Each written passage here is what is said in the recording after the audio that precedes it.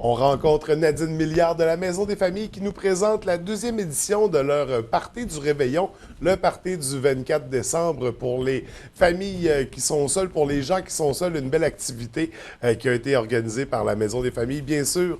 Bienvenue à l'émission, ça va bien ce matin? Oui, très bien, merci François. Donc, officiellement, cet événement-là, c'est la deuxième édition. Rappelle-nous dans quel contexte ça avait été mis en place l'an dernier. Bien, ça faisait longtemps, moi, que je rêvais que la Maison des Familles puisse être ouverte le soir de Noël.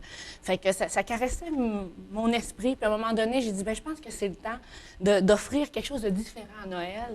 Puis j'ai demandé la permission à ma famille, puisque là, ça demandait à ma famille que de me priver de ma présence du réveillon.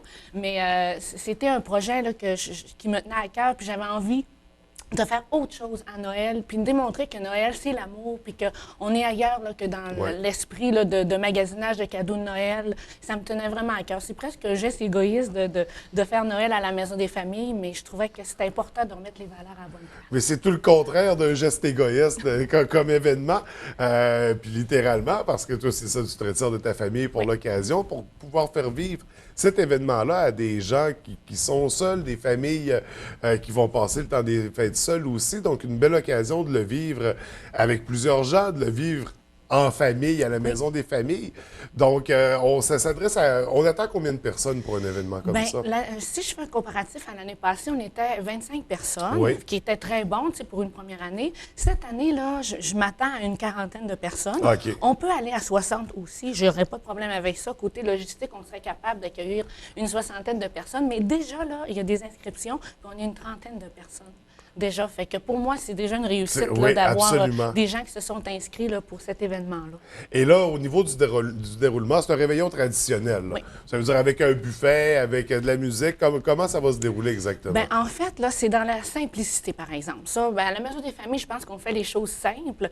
Puis je trouvais ça important de rester dans la simplicité. Donc, on va avoir des jeux de société, on va avoir de la musique de Noël, on va chanter aussi. On a un karaoké à la Maison des Familles, fait qu'on va en profiter.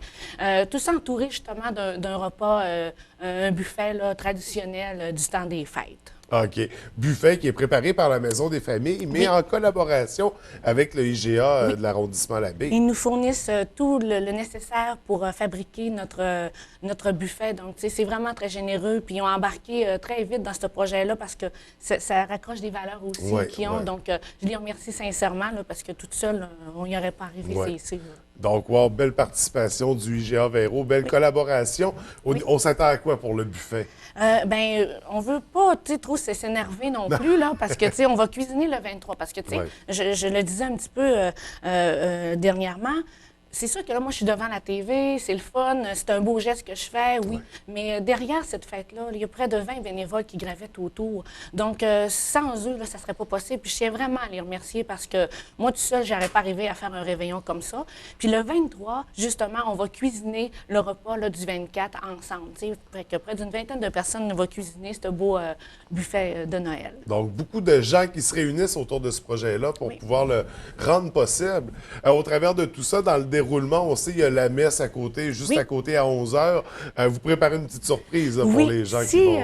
Si le temps nous le permet, bien, la température, parce que, on souhaite juste qu'il n'y ait pas de grésil, là. On va aller souhaiter joyeux Noël aux familles qui vont sortir de l'église avec un bouillon chaud réconfortant.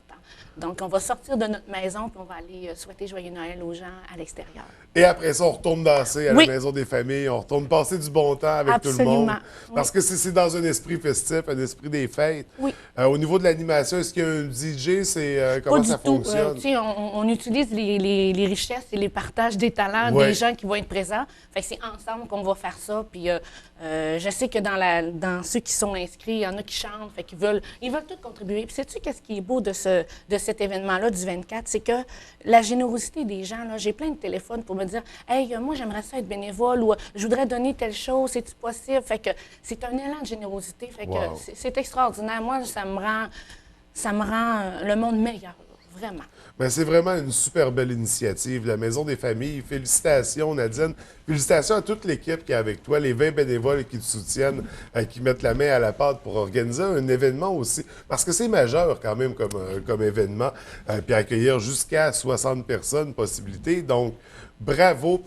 qui va offrir cette possibilité-là aux gens seuls, aux familles qui sont seules.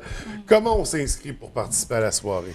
Nous avons jusqu'au 22 décembre pour s'inscrire à la Maison des familles par téléphone au 544-0222. Oui. Puis c'est important de nommer que la semaine prochaine, c'est sûr qu'il n'y a personne à la Maison des familles, mais moi, je vais prendre les messages. OK. Ils peuvent laisser le message sur répondeur, leur numéro de téléphone et le nombre de personnes qui inscrivent. Puis moi, je les prends. À tous les jours, je vais prendre les messages de chez moi. Et ça s'adresse à tout le monde. Pas besoin d'être membre de la Maison des familles au préalable.